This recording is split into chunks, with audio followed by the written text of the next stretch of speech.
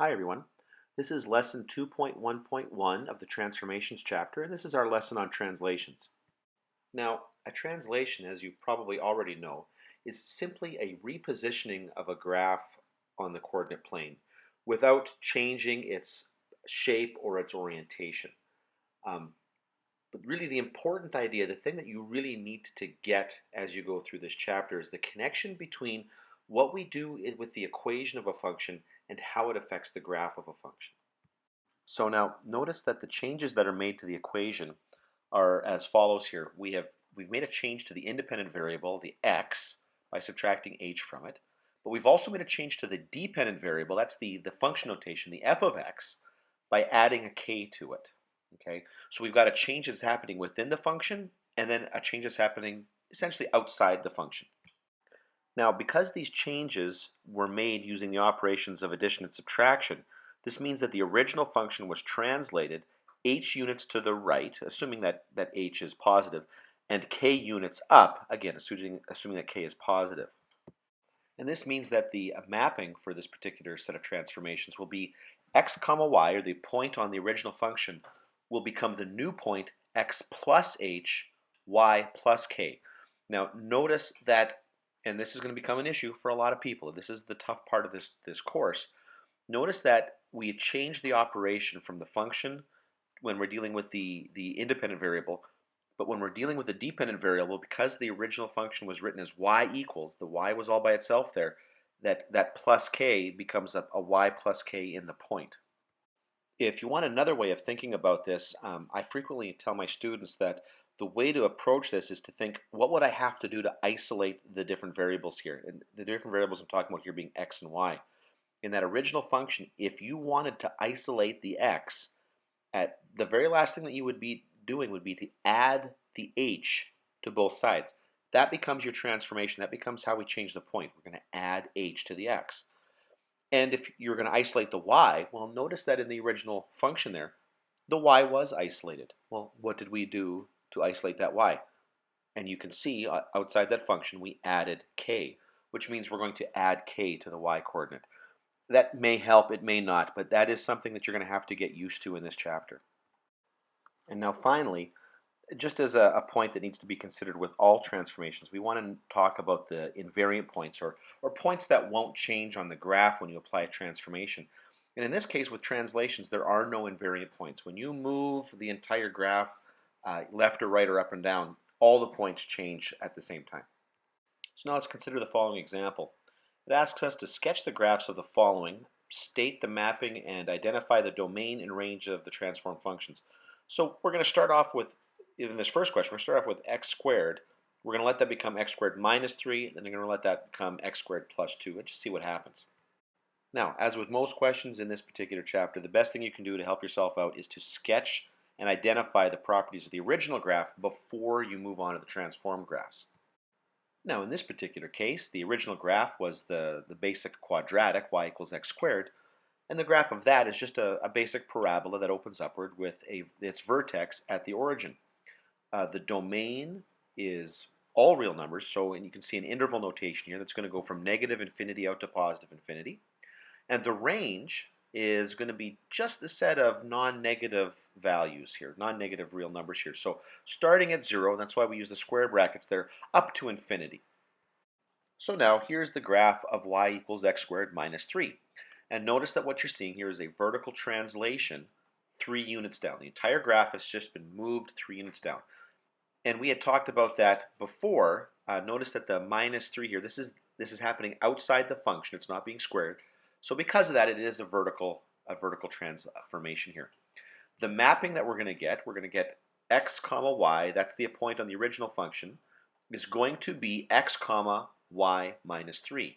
Notice that the y in the transform function is isolated, and that the way we got that was by subtracting the 3. That vertical transformation happens outside the function. And now our domain, again, is going to be all reals, negative infinity to infinity, when you write it in interval notation. And the range, well, this time the whole thing's been translated 3 units down, and so that's going to change our range as well. So we're starting at negative 3 and then going up to infinity. And now here's the graph of the next function, y equals x squared plus 2. And notice that this has again been a vertical translation. Okay, it's simply moved up and down.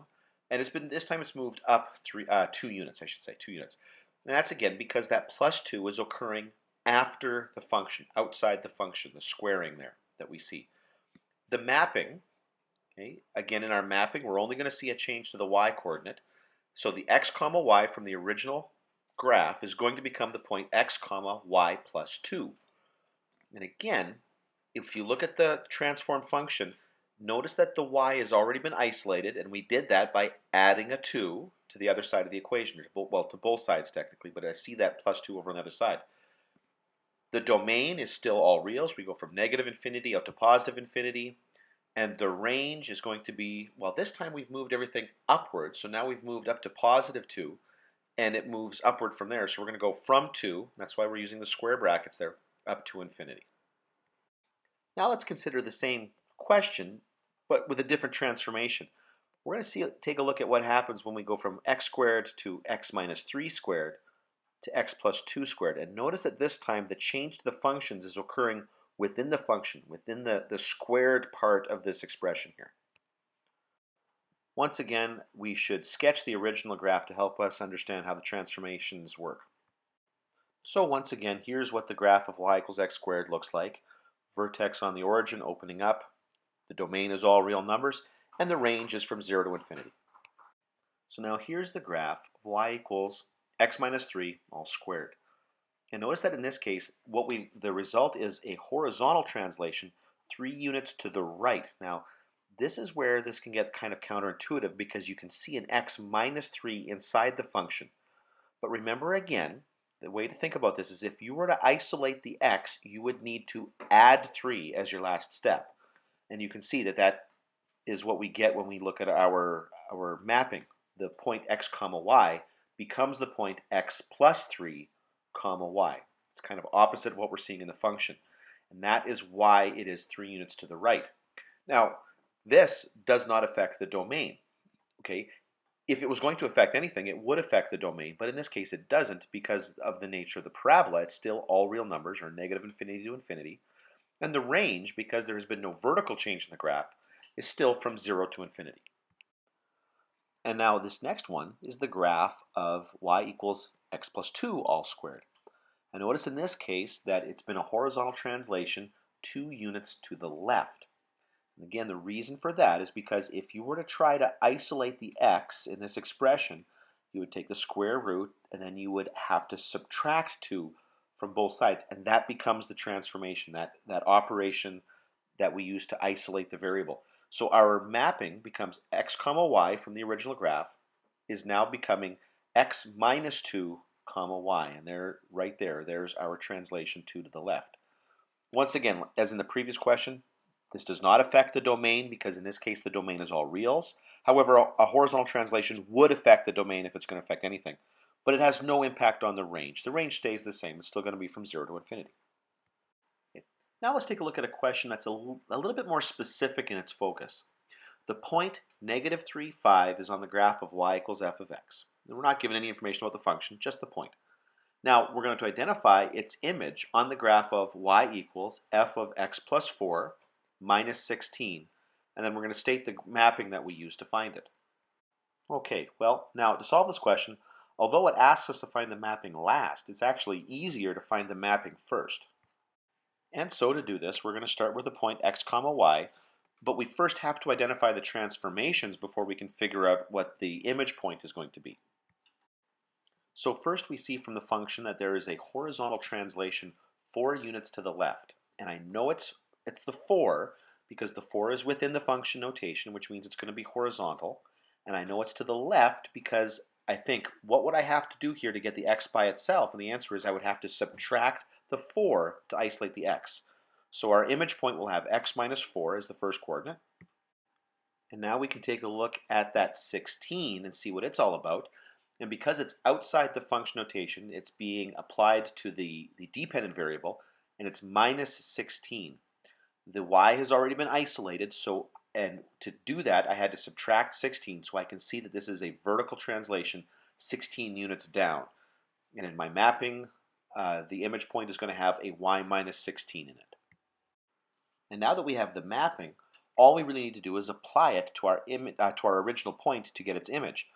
So negative 3 comma 5, when I plug it through the mapping expression here, I'm going to get negative 3 minus 4, negative 7, and then 5 minus 16, or negative 11. And so the image point is negative 7, negative 11.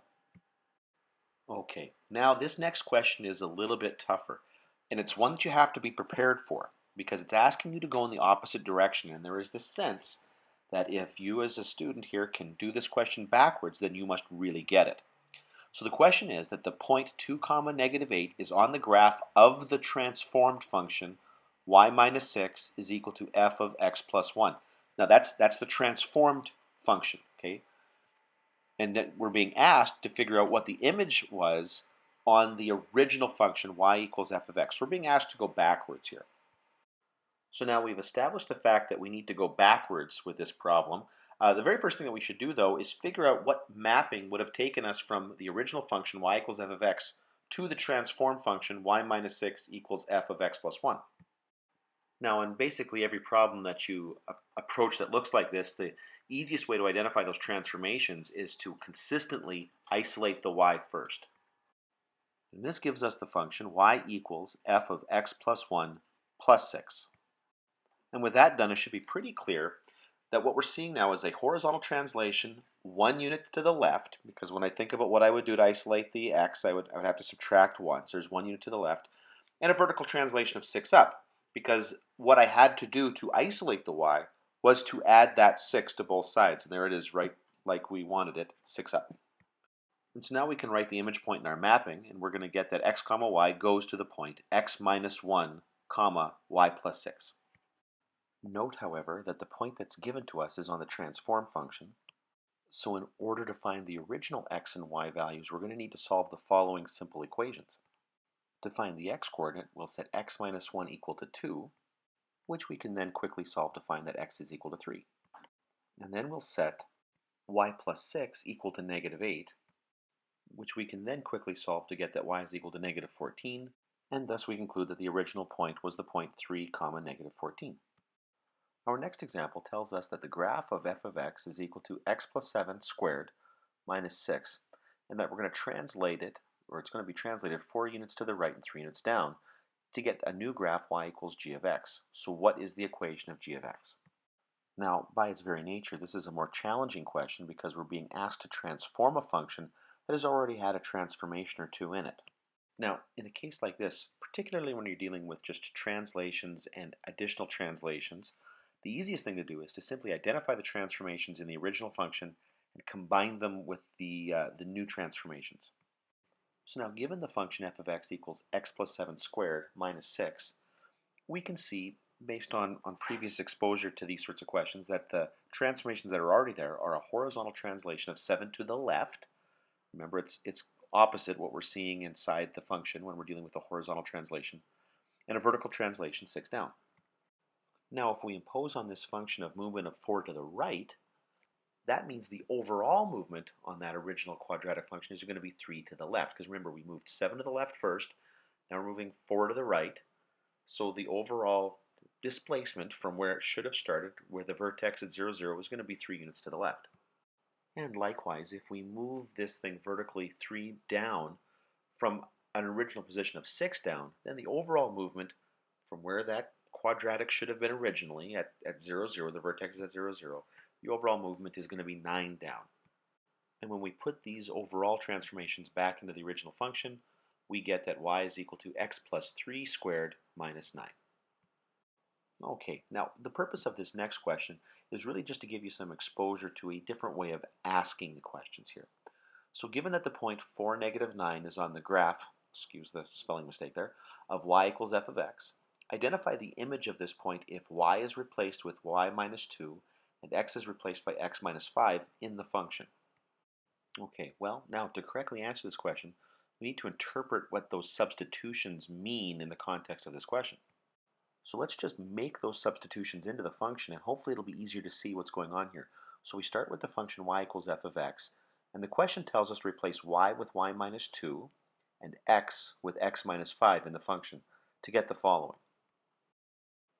Then our next step is a bit of a trivial one, granted, but we're going to isolate y to get y equals f of x minus 5 plus 2. The reason why we do that is because we're more comfortable looking at it in this form than we are with the 2 on the other side. It should now be pretty easy to see in this form that there's been a horizontal translation of 5 to the right, opposite the sign that we're seeing in the function, and a vertical translation of 2 units up. And so the corresponding mapping will be x comma y will map to the point x plus 5 comma y plus 2. And so now it's a fairly straightforward thing to do to apply the transformation to the given point. And so the point 4 comma negative 9 will become the point 9 comma negative 7.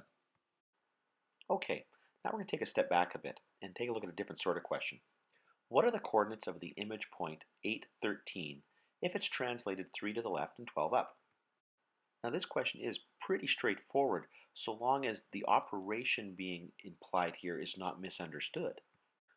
Because some people find it very difficult to work with that horizontal translation interpreting the signs, it can often happen that people assume that a change of operation occurs every time they work on a problem, and that's just simply not true. As is going on in this particular question, when a transformation is described, that is exactly what we do to the point. So in this case, when we read about a translation 3 to the left, we are going to subtract 3 from the x-coordinate.